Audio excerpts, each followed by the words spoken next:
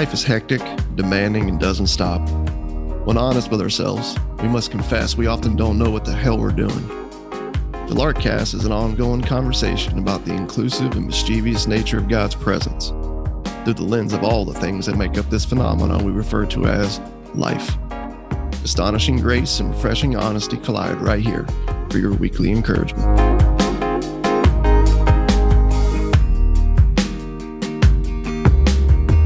Welcome back to the Larkcast. We got Hurricane Boy back in studio here. He did not get sucked up in the tornado hurricane and get sent off to where did Dorothy get sent off to? Where was that? It's not Neverland. That's Peter Pan. That's Peter Pan, yeah.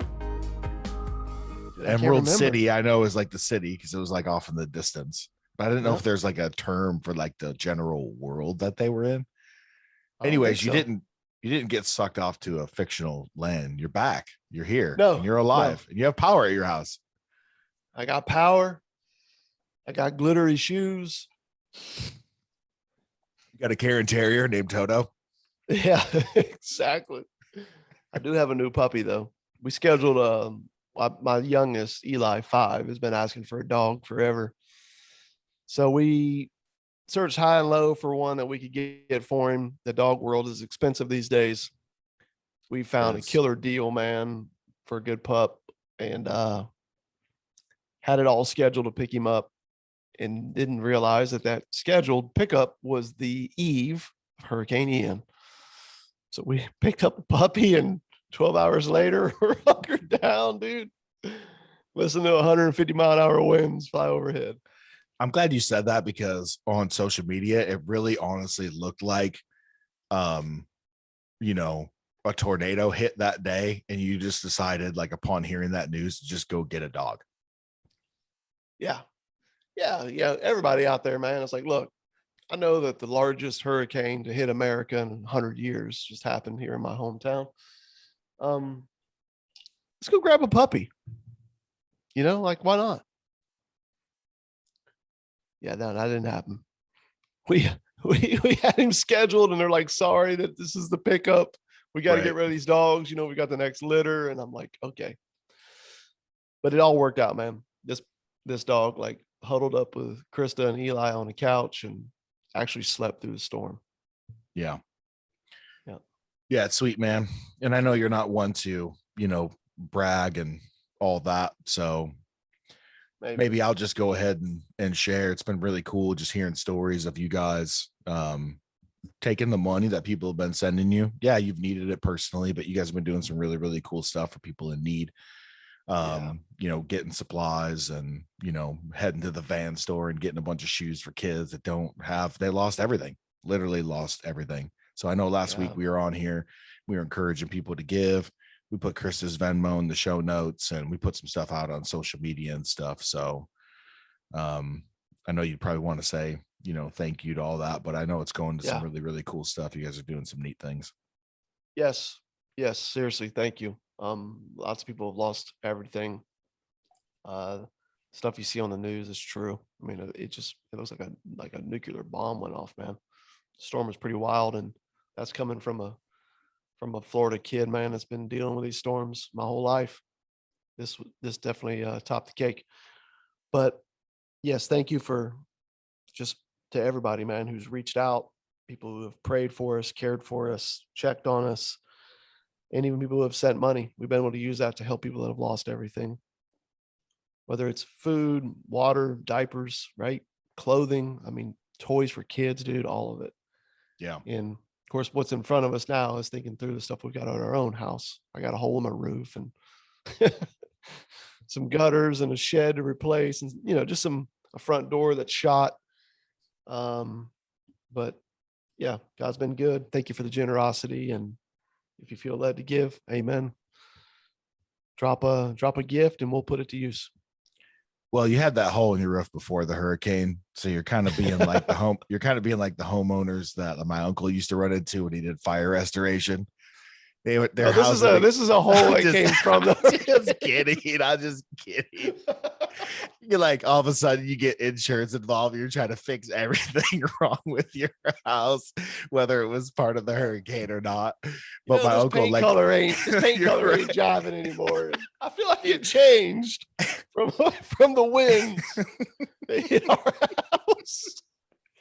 Dude, he said, because that's what I did in high school, and straight out of high school was work for my uncle. So I have like a construction background, which means my honey-do list looks a lot different than a lot of your honey-do lists. But yeah, he said that like once insurance showed up, they would be like just adding stuff. They're like, oh yeah, the fire and the smoke and this and that. And they're like, yeah, we used to have storm windows on all these windows, storm windows everywhere.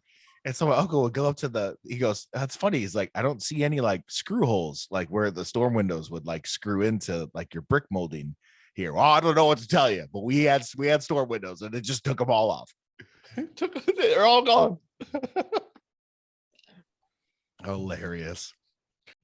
All right, John 8. Read it, bro. Let's go. It's kind of famously known as the woman caught in adultery.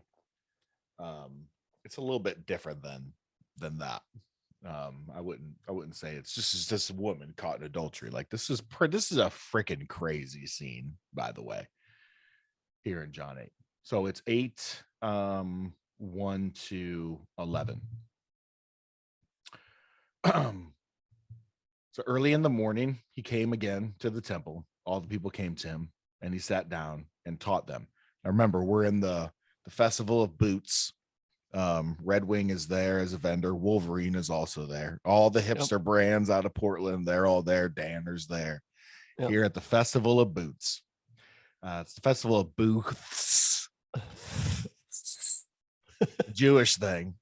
And it's a huge deal. So early in the morning, he came to him again in the temple. All the people came to him, and he sat down and taught them. Scribes and Pharisees aren't happy about this. There was a huge freaking blow up, right? The last time this happened. And these scribes and these Pharisees are trying to ruin Jesus. Here's their latest effort to ruin Jesus' public ministry. This is shameful, dude. Listen to what these dudes do.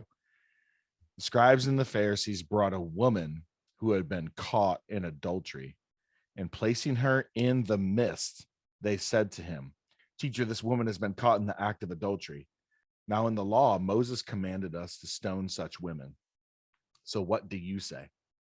This they said to test him, that they might have some charge to bring against him. So 2 questions I have. This woman's caught in adultery. Where's the dude? Was he like really fast, jumped out the window and ran away? Got out of their grips. I got an uncle that did that. Jumped out of the window, and true story. The guy that caught him shot him in the ass with a pistol. That's awesome. Yep. Ran to a local bar out in the middle of nowhere.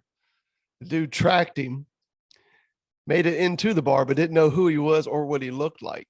And my uncle was sitting on a bar stool with blood dripping down his leg, hoping the dude didn't see the puddle of blood underneath him.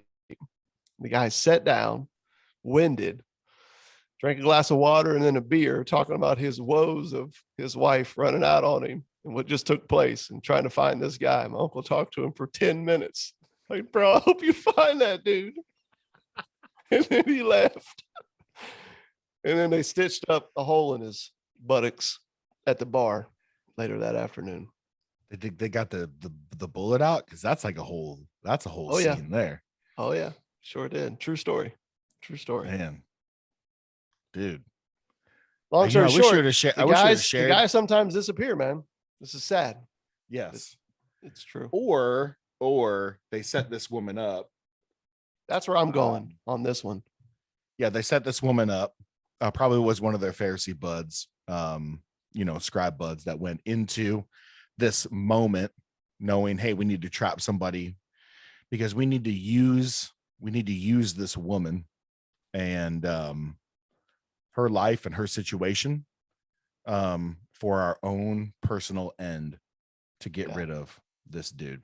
So I got some more to say about this, but let's just say these religious leaders are not really good at taking care of people. or caring for people. So they bring her right into this mist, and it's public. Everyone's around. Again, the whole scene kicks off with him like doing this teaching thing, and they're trying to get him tripped up.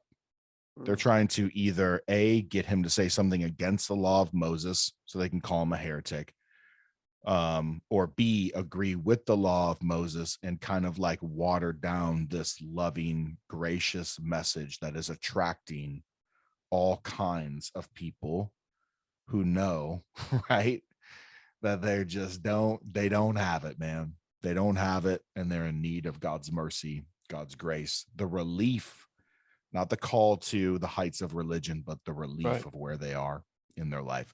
So they're trying to do one of two things: ruin his influence by saying, yeah, let's stone this lady. Sure. Back on. Let's go. Law. Or they're trying to, get a religious charge against him. So here's what Jesus does. The brilliance of Jesus is that he bent down and wrote with his finger on the ground. Now, we're not going to get caught up on what that might be because we just don't know. Yep. And as they continue to ask him, right? So they're continuing to ask him. They're pressing him. Give us an answer. Give us an answer. Give us an answer. That's the sense that I get. He's bending down. He's writing something with his finger. And as they continued to ask him, he stood up and said to them, "Let him who is without sin among you be the first to throw a stone at her." This is a famous line. Like culturally, this stones throw a stone. Dude, I even know an independent hip hop label called Stones Throw. Like this phrase, this scene has like definitely embedded itself into our culture. So he who is without sin be the first to cast the stone. Did you want to say something? Nope. Okay. I mean, I do. No, I know. I didn't know if you want to say something like right there, but I'm going to wait. So in verse 8, it says, "And once more he bent down and wrote on the ground. But when they heard it, they went away one by one, beginning with the older ones. And Jesus was left alone with the woman standing before him." So maybe we can just put a pause right there. First of all, I don't think this is the main thing that we want to talk about, but I love that John puts the detail in there that starting with the older ones, they all walked away one by one. Yeah. It's my favorite piece of this because I'm not that old, but I'm definitely not in my 20s and 30s anymore. I'm 42. You're 44, right? Yeah, I look a lot younger than you, but a couple years older. So I'm 42, and I think one of the things that comes with having a little bit of experience under your belt is, dude, you've gotten your hands dirty quite a bit in life. Yeah. In marriage, having kids, work. Yep. I've done some stuff, man, and I'm very, very aware of the self-sabotaging things that I bring to the table in my marriage, in my family, the wounds that I'm delivering to my kids, things I do that my kids are going to have to go get counseling for later on in life. And we confess those things and we have those conversations, but it doesn't make it hurt, less, and it doesn't make it less frustrating. And so I love that it says starting with the older ones, because when you get a little older, you just know, like, yeah, dude, I don't have that piss and vinegar, that vigor, that like, yeah, man, like I'm just so young and I got it all figured out. And, like I'm never wrong and all full of idealism and like all that. So I kind of love that scene just as a, when you're younger, man, the problem is always out there. The problem is always out there. The problem is always over there. The problem is always that person, those people. And it can be that way when you're older as well, just to be clear. But I think in this case, John sort of like unveils the fact that these guys were probably well acquainted with their own failures, their own flawed nature, whether it was in regards to what they've actually done physically in life or even just what they've thought and felt, which according to Jesus in the Sermon on the Mount is the same. It's still a reflection of who you actually are. Right. And you start to let go of some of that. You start to come, not because you wanted to, and not because you've arrived at some maturity level and so you decided to set these things down.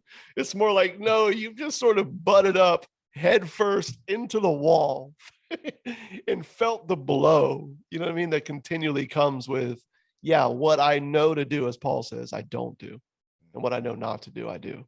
Yep. That's my struggle. And it sounds like the older guys were the first ones to just realize, like, oh man, in light of what real holiness, what real obedience, what it really means to be devout. Okay. In light of that, yeah, bro, I ain't got it, man. Yep. And they're the first ones to drop their stones. Yep. And they walked away. And the brilliance of that, because Jesus is playing into reality. He doesn't get into a philosophical argument with them. He doesn't get into a discussion about the law or the minutia or the granular nature of things. He's like, okay, cool. So she got caught in some sexual sin. Hey, all of you, if you've never sinned in this way, yeah, go ahead, throw the first stone. Yep. It's like, oh, damn. Hold on a second. Yeah, exactly. And so you go back to like Matthew 5, where Jesus literally says, if you've even thought it, if you've even thought of someone in a lustful way, you've committed adultery. Right. It's like, bro, who's going to stand on that? And so it takes a while, but eventually they all drop their stones. And this big plan that they had to go ahead and trap a woman. Yeah. And I'm not making any kind of excuses. But I don't get a sense that this is, they broke into an adulterous relationship that was kind of brewing behind the scenes, that was kind of like hidden and kept quiet. I get a sense that maybe this is probably this woman's profession. Maybe she kind of does this every day. Yeah. And they kind of set her up and thought that they could use her and exploit her for their religious ends. Yeah. And so eventually they all walk away, and it's just this woman who had been publicly shamed, drug out into the public sphere, interrupted Jesus' teachings. Yeah. To have this big grand moment that they thought they were going to own and mic drop on Jesus and ruin all his influence and make him go away. And now she's just left in the embarrassment and standing before Jesus. Which begs the question of, why would they do that? The people who are so about the law, which tells us to love your neighbor as yourself. Yeah. Why would these people who are so about the law, which in its fulfillment says love your neighbor as yourself, why would they do this to their neighbor? Yeah, it just really reveals that religious impulse, man, that insatiable desire, man, for control. It's not going anywhere. And what Jesus is sharing about what God is really like and what he's here to do and what the Messiah is accomplishing is at war with everything they've ever been able to build their platform on. And so that's being pulled out from under them. So they're looking for some way, it seems like, to justify themselves. In other words, in their unbelief of what God is like, they have to justify themselves in the name of being people who believe in what God is like. The irony is so thick you can cut it with a knife. Yeah.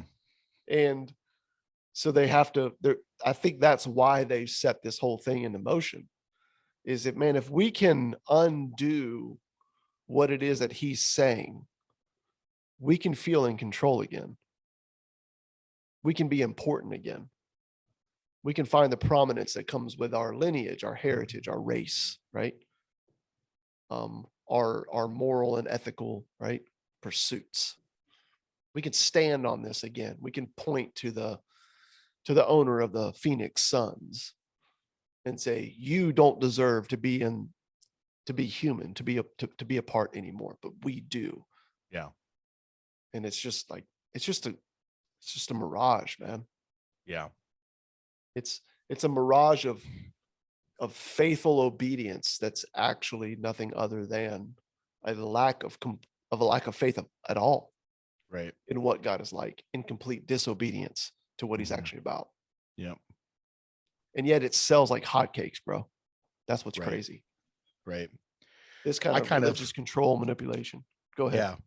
No, I was kind of coming at it from a different angle when I was looking at this. I was like, man, like they're just so fine and okay with exploiting and using this woman.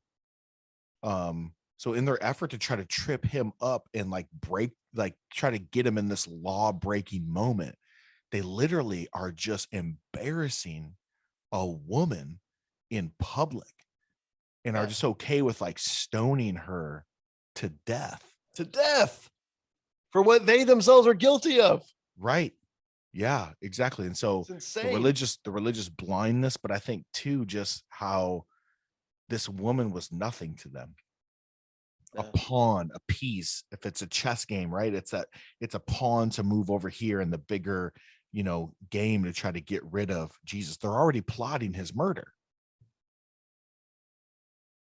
And you're so blatantly breaking the law in an effort to try to expose another dude in breaking the law.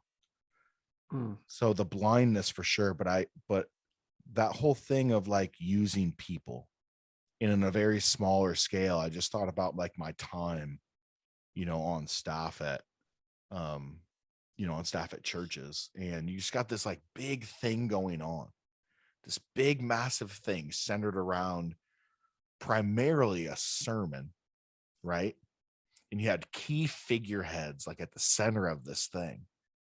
And like all this like volunteerism and the pressure of that, and like inviting people to volunteer and tagging spiritual maturity and true genuine discipleship into volunteerism, even the pressure in the commons of staff people saying, then like, the first conversation they're having to walk through the doors is just trying to get them to plug in. Yep. What they mean by that is like, just give us all your time, get it into this thing. And then you would just watch people burn out and shift and move and like walk away from the faith altogether because they were used. They were used. Yeah. And it's such a smaller scale. And I'm not trying to equate like stoning a woman with, just exhausting someone with a volunteer schedule. But dude, I know that when in a religious effort to really try to accomplish something, be somebody and maintain a status, people become very, very exploitable and very usable. Yeah. Yeah. And what's funny is the entire heart of God, even in the law, is to love neighbor. Yeah. And here's what's crazy. And if you're new to the Lark podcast, I would invite you to go back and check out the beginning of this podcast where we walk through the parables of Jesus, because I think we get into this a lot. But the to truly love God, to walk in the things that are of God, it seems like it's not an increased effort.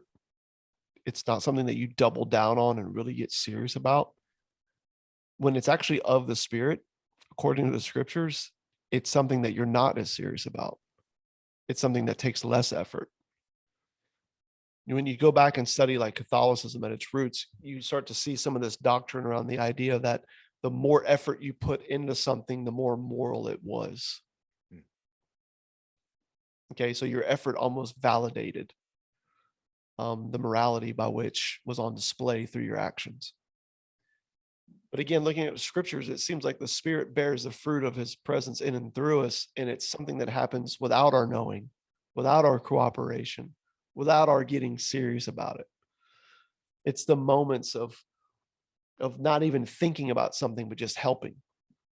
It's the moments of not contemplating something, but just giving, that seem to be the most in tune with what the Spirit of God's actually doing. So I would say that it's the less effort that went into something, to me, would be the greater indicator of if the Spirit's really at work here. Hmm. And it seems that within the church world, it's always like opposite of that.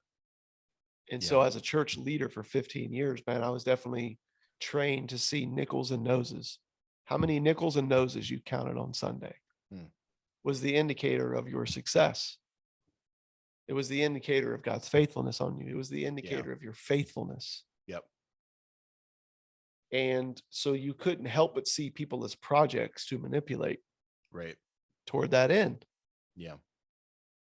And there's a level of control that seems to come from that, which I think ultimately is what we're after, because we don't want to deal with the anxiety that comes with, truthfully, I'm not this, which to me ties right back into this crowd. This crowd is hearing what Jesus is saying. And internally, there's probably an anxiety that's going on, an insecurity that's going on, caused by their religion that's revealing, I'm not holy in regards to what holiness actually is. Right. Let me use this person to justify myself. And let me use this situation to justify our cause. Yeah. Yep. And Jesus is like, just seems to be able to pick up on that right from the get-go and say, okay, here we go. Yep. And so the most beautiful part of this scene is this moment that they share together.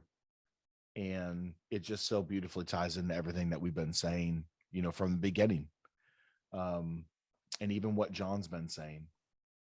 And so here in verse 10, the woman's left alone. In verse 9, the woman standing before him. And Jesus stood up and said to her, "Woman, where are they? Has no one condemned you?" She said, "No one, Lord." And Jesus said, "Neither do I condemn you. Go, and from now on sin no more." So here was a whole angry mob looking to condemn her. And Jesus, with just a few words and a little writing in the sand, sent the whole crowd away. Yeah. He literally pushes away the condemnation from others. He deters it, sends it away, right? So it's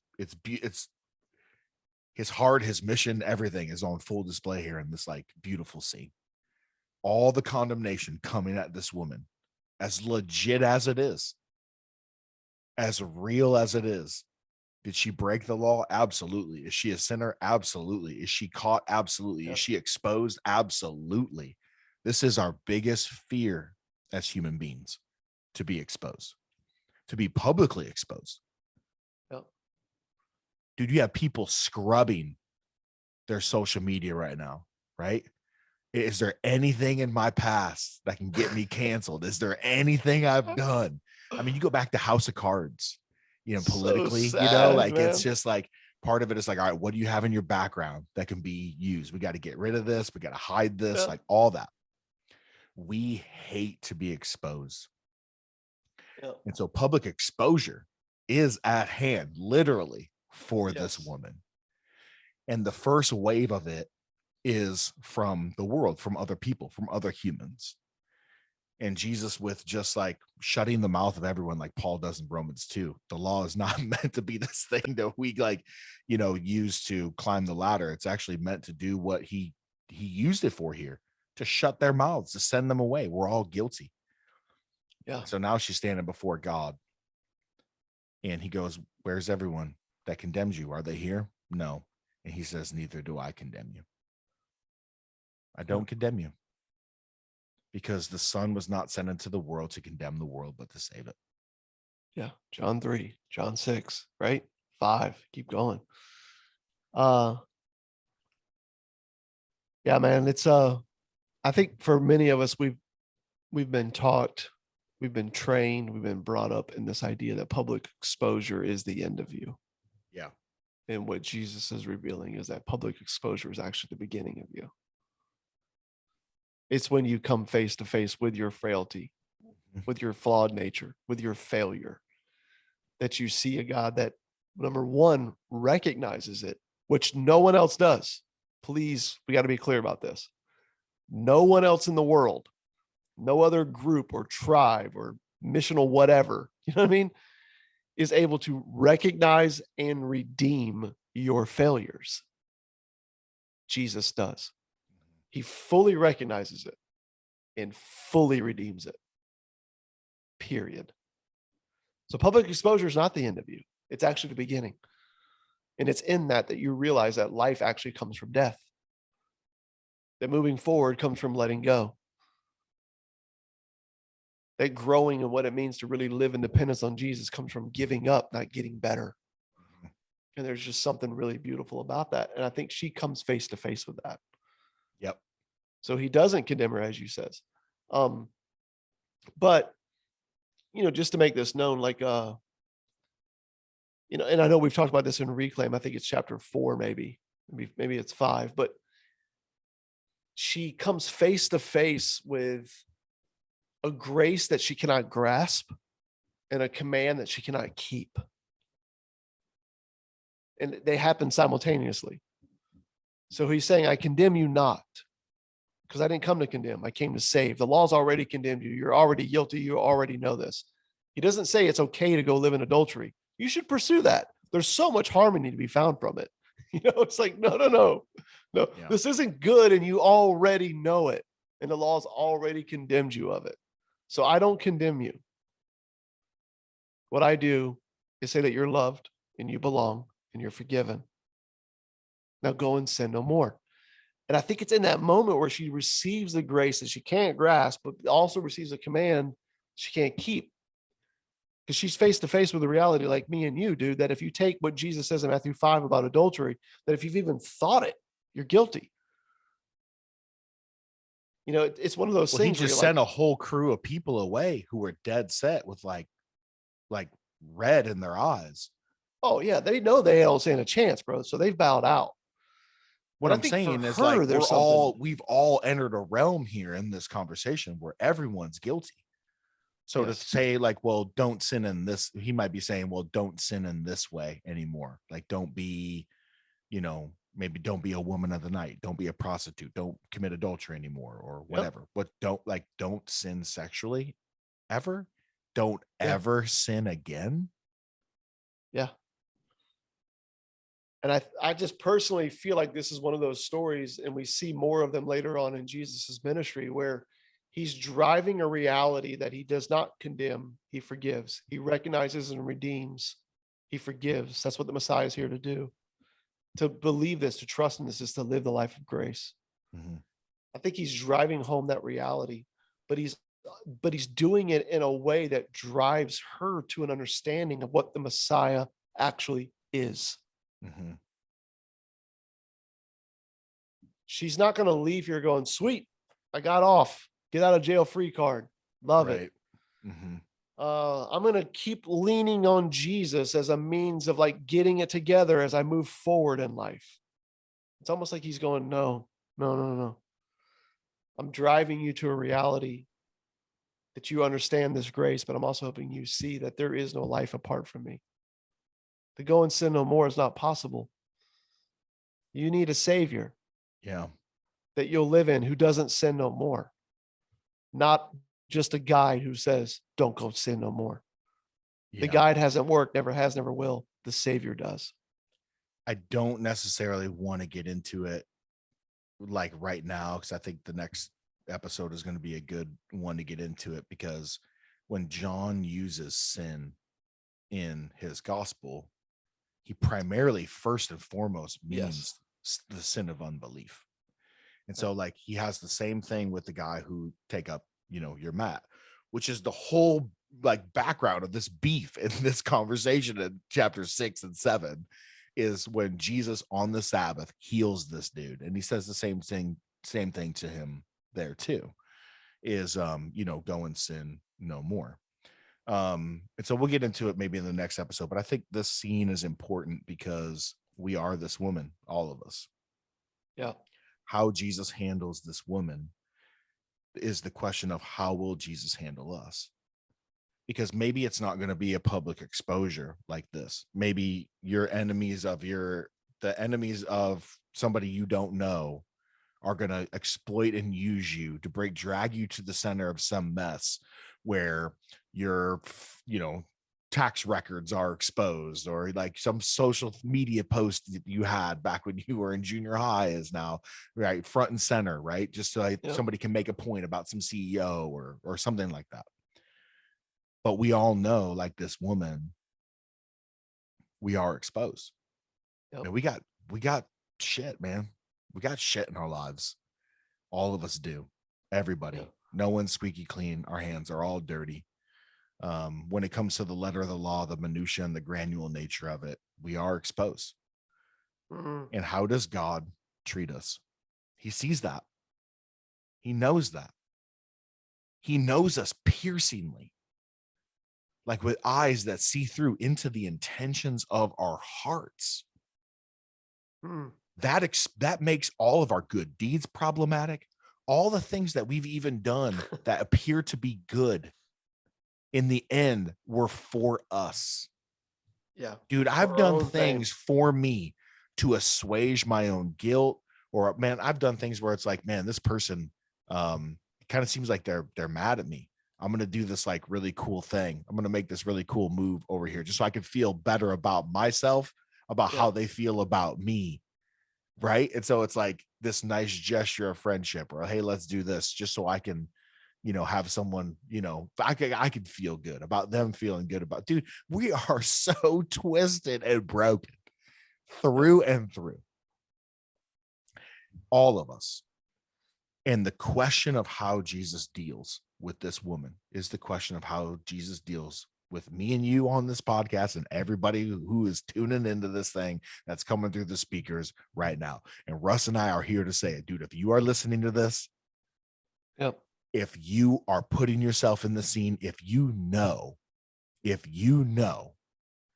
you're a broken person, frail, foolish, and flawed, that Jesus looks us dead in the eye, knowing us piercingly. He looks us dead in the eye and says, no condemnation. Yeah. Condemn me not. It does.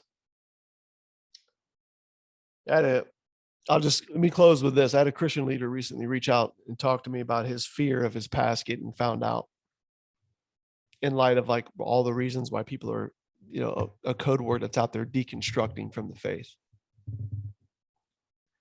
And he said, man, according to all the research out there, people are deconstructing because of politics, like how Christians are entangled in like this Christian nationalism and politics. They're deconstructing because of how Christians have viewed, sexuality and all the conversations in and around that, patriarchy, racism, climate change, the cultural wars, their flawed character and their ability to really keep all these things that are true and of God. That's why people are deconstructing, man. And if people dig into my past, they're going to find where I didn't veer, man, on the right side of everything that people are thinking today. So I'm a little nervous. And I said, man, the good news for you is Christianity isn't about any of those things. Because Christianity is not a religion. It's the end of religion. It's not about your morals. It's not about your imaginary ethics that you think you're keeping, like this crowd that's with Jesus that thought they were keeping it until they came face to face with the reality that, yeah, that thing you're pointing at other people about? Yeah, you suck ass at it too. Stop kidding yourself. Exactly. Christianity is about one and one thing only: forgiveness. A God who looks at us in the eye, like you just said, and says, forgiven, and condemn you not.